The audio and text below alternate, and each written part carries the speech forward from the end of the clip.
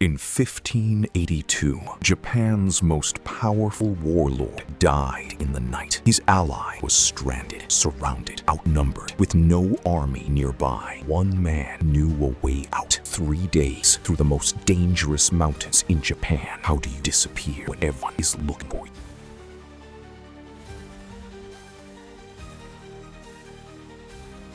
Everyone knows Hattori Hanzo. Almost none of it is true. What he actually did was far more dangerous, and it changed Japan forever. The Hattori clan were not lone assassins. They were hereditary commanders of the Iga warrior houses, professional organizers of irregular warfare who had operated in the mountains of central Japan for generations. Their value was not individual combat skill. It was networks, safe houses, intelligence routes, dozens of trained fighters who could operate invisibly across provincial borders. The name Hanzo was a title passed from father to son, marking the clan's senior commander. When Hattori Masanari inherited it, he was the second Hanzo, and the one history remembers. Hattori Masanari, the man known to history as Hattori Hanzo, was born in Iga province around 1542. His father had served Tokugawa Ieyasu's family for years, part of a professional arrangement between the Iga warrior houses and the Matsudaira clan. When Hanzo entered Ieyasu's service as a boy, it was not out of loyalty to a warlord. It was the continuation of a professional contract. The distinction mattered enormously. It meant Hanzo's value was in his competence, not his sentiment. And his competence was extraordinary. What the Iga-mono actually provided Ieyasu was not magic or mysticism.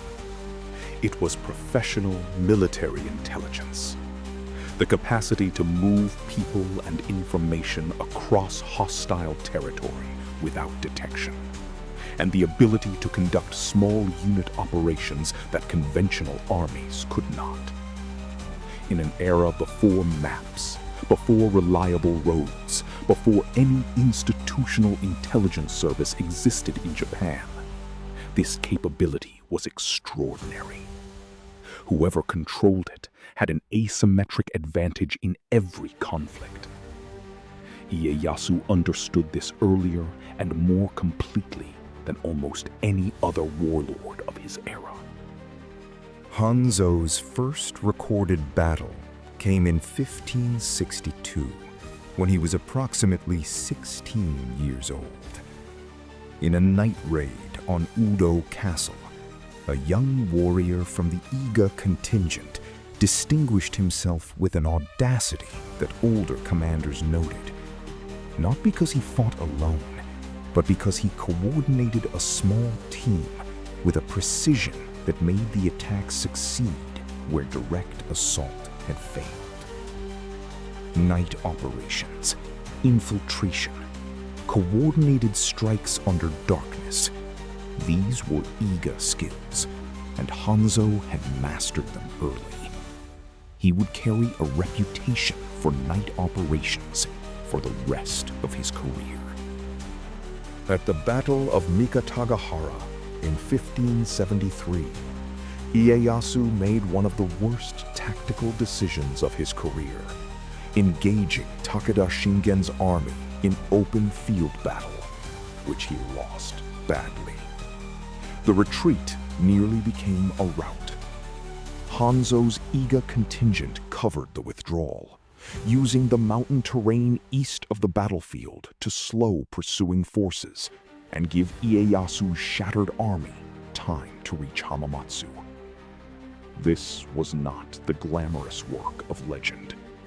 It was the unglamorous, essential work of ensuring that the man you protect survives his own mistakes. Ieyasu survived. He never forgot who made it possible. In the years that followed, as the Sengoku period moved toward its decisive phase, Hanzo's role expanded from battlefield irregular to intelligence coordinator. The Iga network extended across central Japan, a web of contacts, informants, and trained operators embedded in merchant families, temple communities, and provincial administrations. Before any major battle, Hanzo's intelligence on enemy positions, supply lines, and political dispositions arrived at Ieyasu's war council before the enemy's own commanders knew what they intended. In a conflict where information was the difference between survival and destruction, this made Hanzo one of Ieyasu's most valuable assets. What separated Hanzo from the mythologized ninja was precisely this. He was a commander, not a lone operative. He managed people, assets, and information, not just his own body and blade. The Iga-gumi under his command numbered in the dozens of households, each providing trained fighters, logistical support, and regional knowledge. Hanzo's actual skill was organizational, turning a collection of independent mountain warrior families into a coherent intelligence and special operations force that answered to one board. In a different century and country, we would call what he built an intelligence service. In 16th century Japan, it was unique. Then came June 21st, 1582. Oda Nobunaga, the man who had conquered more of Japan than anyone in a century, was murdered in his sleep at Honnoji Temple in Kyoto by his own general, Akechi Mitsuhide. In a matter of hours, the political landscape of Japan collapsed. Tokugawa Ieyasu was in Sakai, far from his own territory, with only a small escort, surrounded by Oda-allied domains that might now align with Mitsuhide. He had no army. He had no safe road home. And every hour he stayed in Sakai, the danger increased. Ieyasu's senior advisors debated two routes back to Mikawa. The coastal road was longer and exposed. If Mitsuhide sent forces south, they would be caught in the open. The Iga route cut directly through the mountains of central Japan. Difficult terrain, nominally controlled by no one, home to the same warrior families that Hanzo commanded. It was dangerous. It was also the only route where Hanzo's network was absolute. Hanzo didn't wait to be asked. He was already sending messages into the mountains. What Hanzo did in the next 24 hours was the operational achievement of his career. He activated the entire Iga network, contacting clan chiefs, securing safe houses, positioning escorts at every dangerous choke point along the mountain route. Ieyasu and his escort, perhaps 50 men, would be moving through terrain where a single hostile village, a single ambush, could end everything. Hanzo made sure there were no hostile villages. His relationships, built over decades of professional service to the Iga communities, turned the mountains into a corridor. When Ieyasu entered Iga province, the mountains opened. The crossing took 3 days.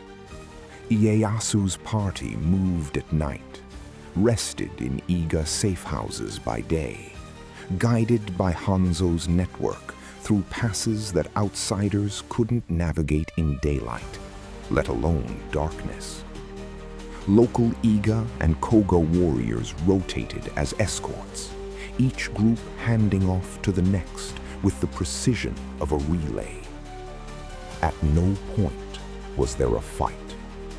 There were no ambushes, no hostile contacts, no close calls. The whole operation was invisible, which was exactly the point.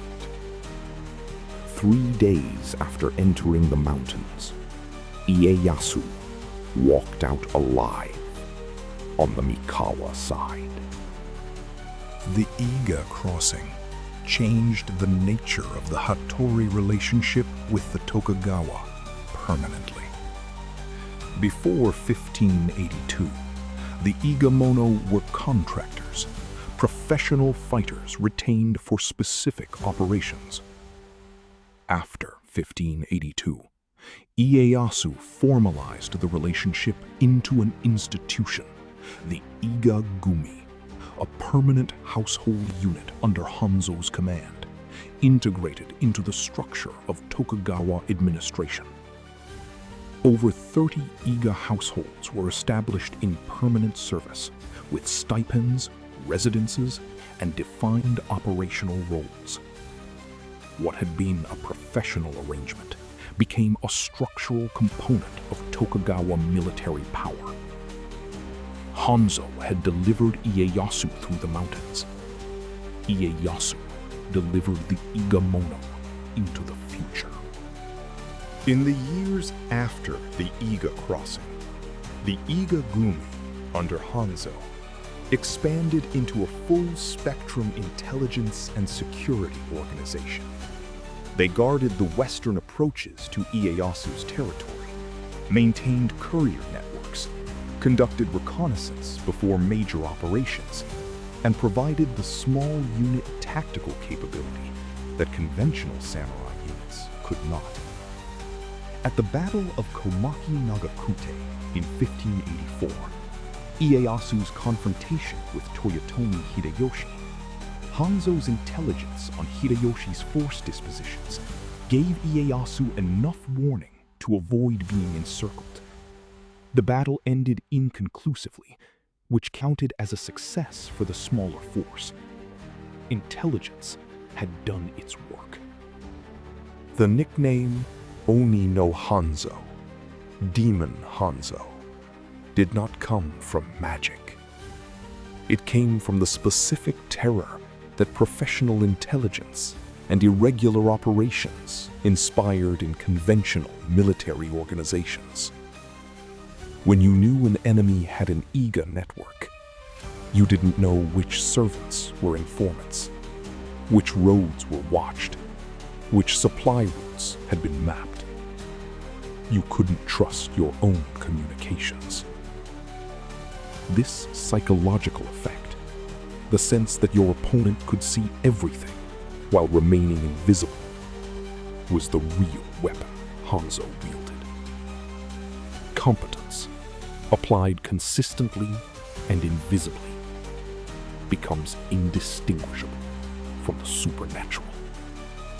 The fictional Hattori Hanzo, the lone master, the mystical swordsman, the black-clad assassin, is a compression of everything Japan found romantic about the ninja tradition into one figure. The real Hanzo was more interesting, a professional who understood that organization was more powerful than individual skill, that information was more valuable than force, and that the best operation was the one nobody ever knew happened. He didn't work in darkness because it was theatrical. He worked in darkness because it was effective. The myth replaced the man, but the man was the more remarkable story. What Hanzo built outlasted him by more than 2 centuries. The Iga-gumi remained an active Tokugawa institution through the entire Edo period. the intelligence and security apparatus that protected the shogunate from internal threats, monitored domain lords, and maintained the flow of political intelligence that allowed the Tokugawa to govern a fragmented country for 250 years. It wasn't a coincidence that Japan's longest period of political stability was underpinned by the most sophisticated intelligence network in its history. Hanzo designed the prototype. The shogunate ran it until 1868. Hattori Hanzo died in 1596, 4 years before the Battle of Sekigahara that made the Tokugawa shogunate inevitable, and 7 years before Ieyasu formally received the title of shogun. He never saw what he helped build. The gate in Edo that his unit guarded, Hanzoman, still bears his name in modern Tokyo. The intelligence apparatus he designed survived him by 2.5 centuries. The myth that replaced him is known worldwide. But in the gap between the myth and the man, the real story is more compelling. A professional in a world of warlords who understood that the most powerful thing you can do is make yourself indispensable, and then make yourself invisible. Next time on Samurai Chronicles, he never lost a battle. Not one, not even the hopeless ones. His commanders called him the God of War. His enemies refused to believe he was human. The real Honda Tadakatsu, coming next. The Sengoku period produced hundreds of remarkable warriors. It produced very few remarkable organizations. What distinguished Tokugawa Ieyasu from his rivals was not that he fought better. He didn't. It was that he understood what war was actually made of. Information, logistics, relationships, and time. Hattori Hanzo gave him the information and the relationships. The Iga crossing of 1582 gave him the time. The shogunate that resulted lasted longer than any other government in Japanese history. Behind every enduring institution is a moment when someone made the invisible choice that made everything else possible. In June 1582, in the mountains of Iga, Hanzo made that choice. Japan followed.